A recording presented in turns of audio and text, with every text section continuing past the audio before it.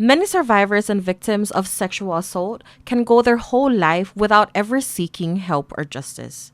It takes so much courage to tell your story, even if it's to the people closest to you. Kimberlyn King-Hinds says when something like sexual assault happens to you, there's a part of your peace that shatters and you feel broken. During a proclamation ceremony on Thursday, Hinds shared her story and her journey of healing. The hardest part of my healing process is accepting that it wasn't my fault. There were many times then and still sometimes today when I ask myself, why didn't I run away? Why did I do something? Why didn't I tell somebody? Why didn't I tell my mom, my brothers, my sisters? And my dear survivors, there are no answers to those questions because they are irrelevant. It doesn't matter that you didn't tell anybody. It doesn't matter that you didn't run away.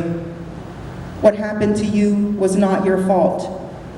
And it took me a long time in my healing process to realize that. Hinds is a daughter of Tinyan, and she knows how our culture strongly shapes the way we think and deal with the issue. Women who dress a certain way are asking for it. It's her fault, because she was drunk.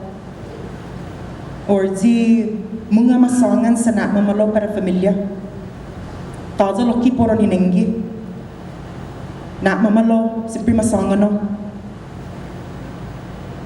And I wish that I could stand here before you and say that that culture has changed.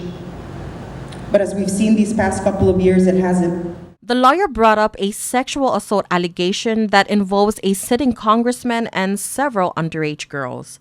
She spoke about how officials handled the matter and also how the public reacted to it. Our community responded to this news as if we haven't learned anything. Every single reason why so many of us stayed silent and continue to stay silent. Every single reason why we fear reporting, every single reason that we, survivors and victims, use to justify to ourselves why it's better not to say anything, was affirmed in a very public way and espoused by distinguished members of this community, to include many of our leaders. But Hinds hopes that her story inspires others to begin their healing process, no matter how long it takes and at their own time. Some of you will never speak your truth because it's just too much and it's too painful.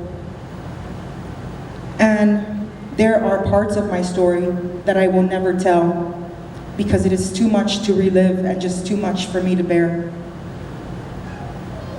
And as I was writing this, I was worried about how my story will affect you in your healing process. Because I know sometimes just hearing someone else's experience can be too much. But my hope is that by standing here today and by sharing my story, you will feel empowered to share your story in your own way and in your own time.